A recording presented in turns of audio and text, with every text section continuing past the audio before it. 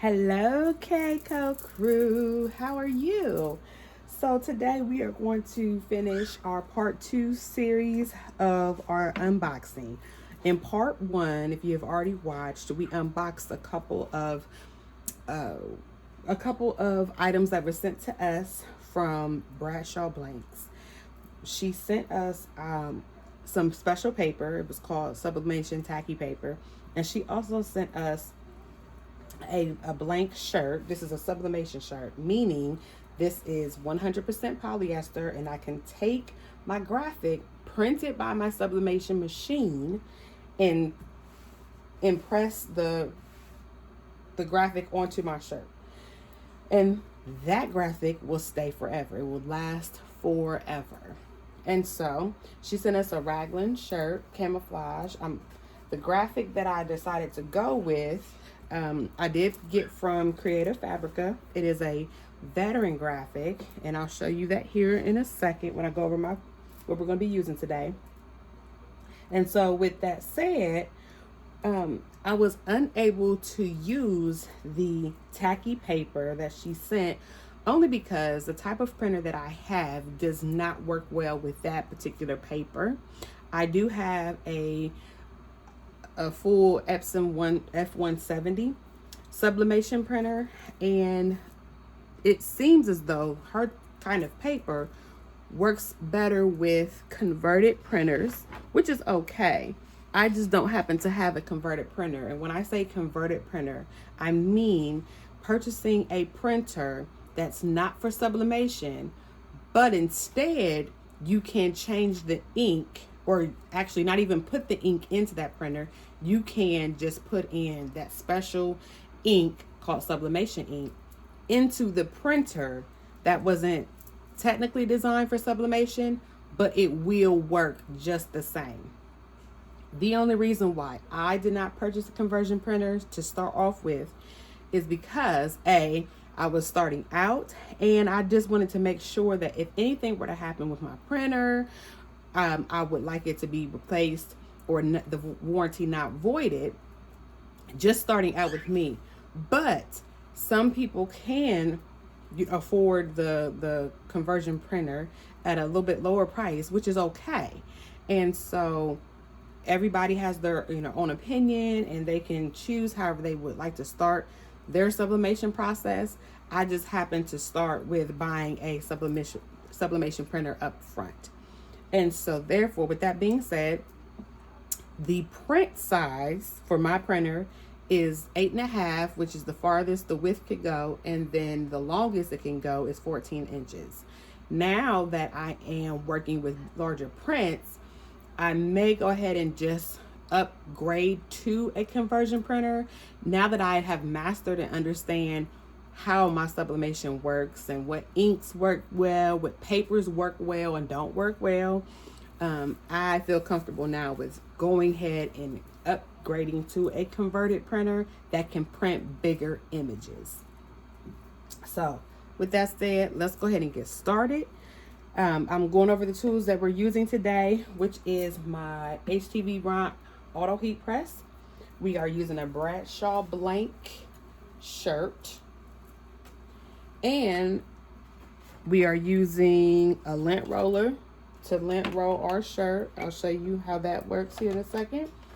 We also have our heat tape that we'll need, and here is our graphic. My graphic I found from Creative Fabrica. One of my parents, well, actually both of them are veterans, but I'm making this shirt for my mother. And so if you can see this orange tape up here, that's part of my heat tape here at the top and here at the bottom. And that's because I actually had to piece together my graphic so that when it prints all, when I press it to the substrate, it all prints as one, and you will not be able to tell that I have masterfully lined my graphic together. And so this is one of the downsides of purchasing a sublimation printer that is 8.5 by 14. So if when I convert and upgrade to another printer, I will be able to print this entire image just on one sheet without having to piece together 2 sheets. But that's okay. Okay, my AutoPress is telling me I've been on too long. Or it's been on too long. So the good thing about the HTV Ront Autopress is that if it sits for so long after it's been on, it'll give you a warning that it's getting ready to shut off. And it automatically shuts off if you don't attend to it. Okay, so let's go ahead and get started. So I'm going to take my lint roller. I am going to lint out or lint roll off any extra pieces of lint that I do not see, which does happen, like dust and things like that. This is very helpful for that. And so I'm just going to scoot this up a little bit.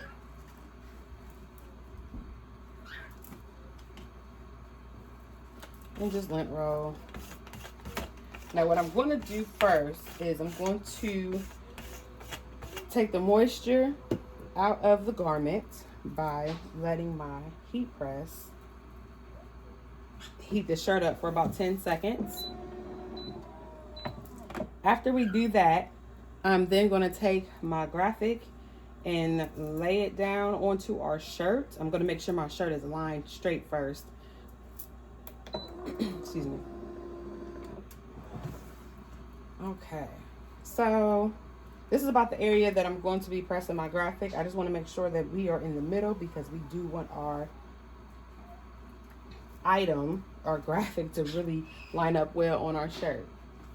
So I can eyeball this as the center of the shirt. And the cool thing about HTV Ront that I've noticed, this little symbol here represents the middle of the heat press, which lines up typically right in the middle of your item, like your t-shirt. And so for there, I'm just now going to scoot this back. We're going to come down about 4 fingers. I kind of eyeball. I'm coming like right here. Perfect. Now usually I will also use my ruler. I have one of these, right? Because I like to measure and make sure everything is lined up well.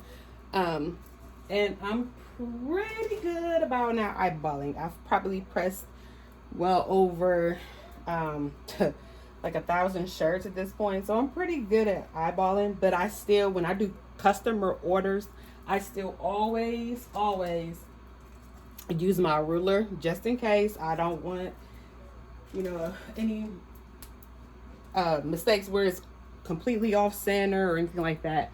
So I tend to use my ruler, which is not a problem. And I still measure anything also that I make, like ornaments or mouse pads. I still have to use a ruler to measure those things because everybody's substrate may not always be equal, and then it helps me with my design. Okay, so moving forward, you guys can see this sharp edge line here. So to help my design not have this sharp edge line, what I am going to do is I'm going to rip this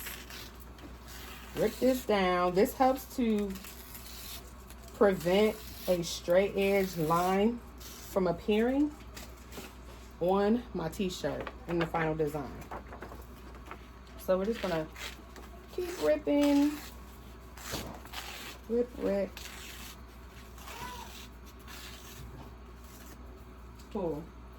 And so because this is so close on the edge here, I just kind of rip this as much as I can close to my design. And it seems tedious, but you guys, I'm telling you, it makes a huge difference in the end. But guess what? It's part of my job. That's what I do, right? Sometimes when people place orders and they're saying, oh man, that's so expensive. Like, why is your shirt, you know, a t-shirt that costs so much when it comes to this? Well, we have to think about our material. We also have to think about the work behind the scenes that goes into creating this design. It's not something that we can just immediately come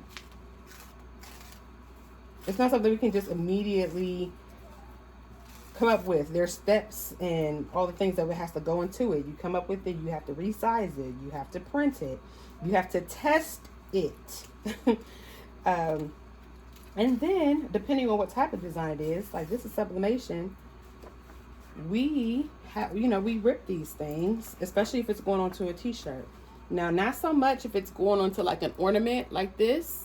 We don't have to rip it. We typically resize the design all around it. So then when we use this or push it down onto our paper, it takes on that, whatever is around that design, not necessarily the edge of the paper. So it takes time. Yes, it is part of our job, but it is also why our prices are our prices.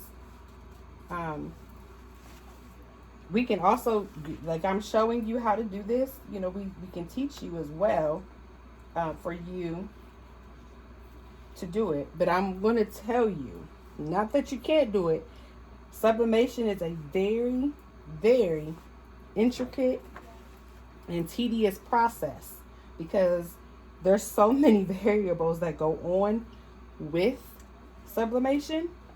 You just want to make sure that you're doing it the correct way. Okay, so friends, here we are. This is about the middle of our design, okay?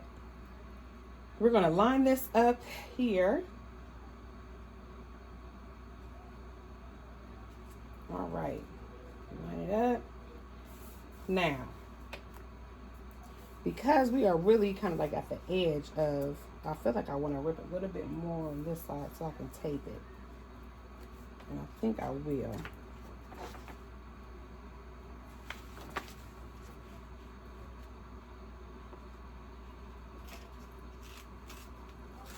I want to have room to be able to tape down. The tape helps where your die doesn't come out past this edge part, sorry, I don't know if you can see that. The tape helps to where the die doesn't just kind of push out past this edge here and end up on your shirt. It's like the die can jump. I've seen it happen. I'm like, how did that get all the way over here? Or sometimes there might be dye on the edge that you don't see and it'll end up on your shirt. I'm telling you, there's so many variables to sublimating that we have to pay attention to, that you have to pay attention to if you decide that you're going to sublimate. Okay, you guys, so now I'm applying my heat tape. The other thing with the sublimation paper that was sent to me by Bradshaw Blanks is that you didn't have to use heat tape because the paper itself is tacky. It's kind of sticky.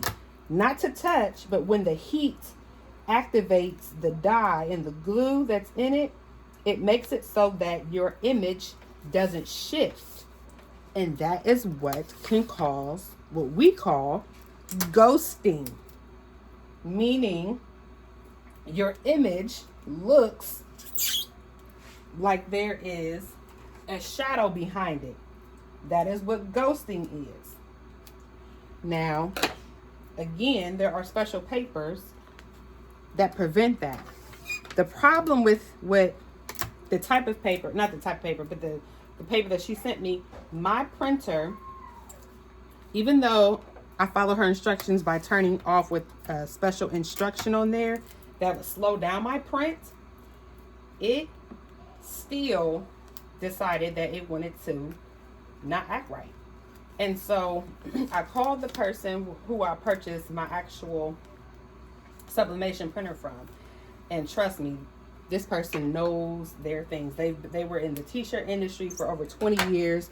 They have their own craft store where I reside. And he explained to me that with the type of printer that I have, mine is called sheet fed, meaning I put my sheets in and the printer just kind of pulls it on its own. That kind of paper does well on rollers. So if I upgrade to a converted printer, I can get this paper on what they call rolls. And so when it begins to print, it will pull it from the roll like this, instead of my sublimation printer when I just put the sheet in one by one, or if it just takes it from the tray. Basically, it's a tray versus it being on a roll. I can slide my paper in on the tray and then it takes it up and behind. On a roller, it just rolls it off the paper, so it comes this way.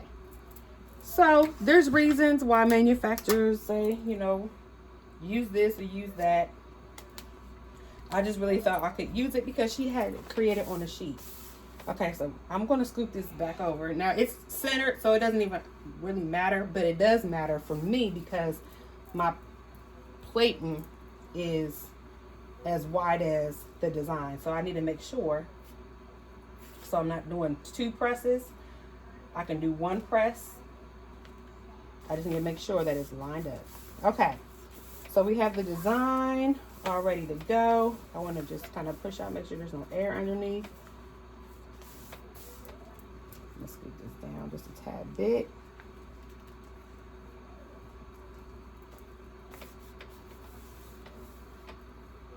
All right, you guys, so here we go. Normally it doesn't take this long, but I'm just taking this long because I'm talking to you guys. Usually this would have already been under. I would have been moving, talking with you guys. Just kind of allows me to engage a little bit more and maybe go over anything I may miss. But okay, here we go. So I'm just trying to make sure there's not like air under here, because when there's air, I'm telling you, it can shift your image and it would cause a ghosting, and we don't want that. Okay, you guys, here we go. I think we're good.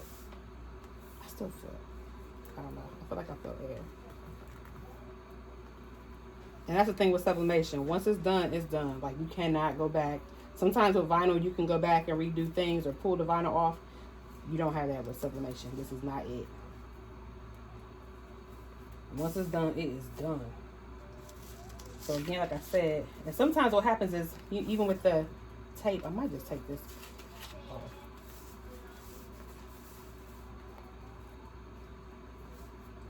Okay, I'm gonna put my butcher paper on top. Slide this in, and we're gonna do for 60 seconds. I have my heat press set at 400 degrees for 60 seconds. We're pushing that in. All right. And so if you have any questions, you can always drop them below in the comment section. Make sure to like, follow, and share my YouTube page. One thing, you guys, if this is your first time watching my YouTube channel, what you have welcomed into your home is a mama of 4, a military mom. I'm a wife. I am showing really behind the scenes of how it is running a business as a real life, real time mama. Sometimes it's going to be raw. Sometimes you'll hear the office manager in the background, who actually will be getting a promotion pretty soon. So stay tuned for that. Our board members are 2 of our children and my husband. And so this is what I'm welcoming you into, is the channel that is just real life, raw, giving you the time and understanding that this is what truly goes on and what happens behind the scenes of a mama who is raising her family and being a wife, and who is an entrepreneur, a craftpreneur. Okay, friends, so our image is done. I use butcher paper because if you may or may not be able to see, there is the ink, the gas that pulls, and we protect our heat presses by applying the butcher paper to that. We are not able to use this again, so I'm going to go ahead and recycle that. Now, the big key and test is to see how our design turned out. Are you guys ready? Here we go. So I'm going to lift this.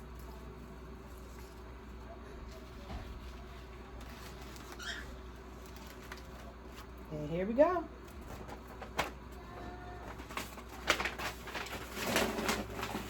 Now, I will tell you that I did not pull to make sure that my shirt completely was straight. So now I have like this nice little gash in here. Now, the only good thing is it probably kind of goes with the design. I'm just gonna, but typically what I would do, and this is why you have to double check and triple check. I don't know if you can see that, but this is our design. Veteran of the Army, United States Army. Now, like I was saying, before I hit close, I should have triple checked and pulled my shirt to make sure there wasn't a crease. So when it came out, there was a crease and it was folded over like so, right? Can you see that? It was kind of folded over. So now I opened it. Now the only good thing is it looks like it could be part of the design, which is okay. But for me, I would not have, you know, this would be something that I would have had to triple check and double check. So now you can see, here you go. Up close, the veteran of the United States. This is a nice shirt. There we go, there's the center. All right. And you can also see that I did not, you cannot tell where I pieced together my design, because it was literally right in the middle, and you can't even tell that I pieced it together at all. See? Can you see that? It went straight down the middle. You can't even see it. So there we have it.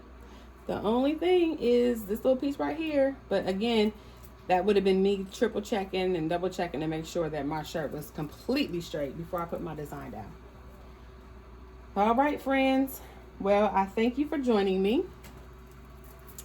And if you have any questions, like I said, you can always drop them in the comments below. If you have any tips with doing some sublimation, you could drop those below as well, because it might help other people who might be thinking about getting into sublimation. All right, and you have a great day. See you, friends.